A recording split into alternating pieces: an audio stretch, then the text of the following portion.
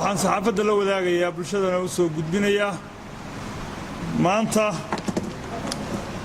oo ay taariikhdu ahayd 14kii August waxa baarlamaanku ka go'aan qaatay oo ay soo gudbiyeen dood dheer iyo falanqayn dheer ka bacdi waxay u yeerteen guddiga doorashooyinka Puntland waxay soo jeediyeen warbixin kooban oo fiican waxay soo qabteen wixii dhinnaa iyo waxa ay damacsanaayeen waxay caddeeyeen 2019 bisha 9aad inay ugu talagaleen inay qabtaan doorashooyinkii golayaasha deegaanka sidaa darteed haddii aanu isku hadhnay baarlamaanku wuxuu galay dooddaa labaad waxay ku soo gabagabowday lifaaqii saddexaad ee dastuurka ee 2013 baarlamaan ka horreeyey ay soo jeediyeen oo ay go'aamiyeen in isagii dib loo cusboonaysiiyo kaasoo ahaa 8 qodob qodobka 6aad oo ahaa in la hakad la geliyo barnaamijka dimuqraadiyeedka ee hakadku u galay waxay dib u bilaabayaan xukuumadda cusub ee loo doortay hoggaanka Puntland 2014 sidaasay yiraahdeen qodobkaasaanu ka bedelnay qodobkaa waxaanu ku bedelnay inay shaqadoodana sii wataan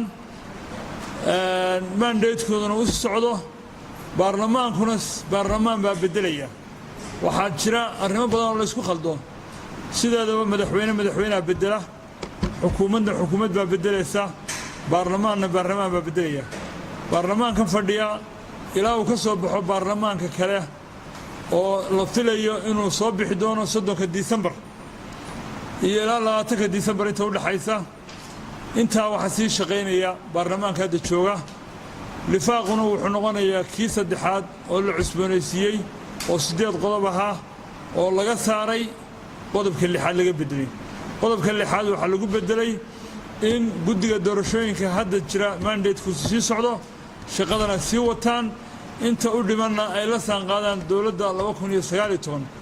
halkaas oo aan doonayno inayn gelin hakadkii geli jiray oo ay dhici jirtay 2 sano inta laga fikirayo inta laga baranayo ayaa waxaanu go'aaminay baarlamaan go'aamiyey kuwan hadda la bartay ee soo shaqeeyey shaqadoodana wax shaqa xumo aan ka muuqan dadaal badan muujiyey inay 2019 iyagu la jaan qaadaan marka conclusionkeedu waxa weeye doorashadii 2019 ayay dhacaysaa 3 December waxaa soo baxaya baarlamaankii cusba 4 January-na waxaa la dooranaya guddoonkii baarlamaanka 8 January 2019 waxaa la dooranaya madaxweynihii Puntland sidaasna waxaad ku garanaysaan inaanu ku noqonnay barnaamijkii gobollada oo aanan u gudbin xisaabta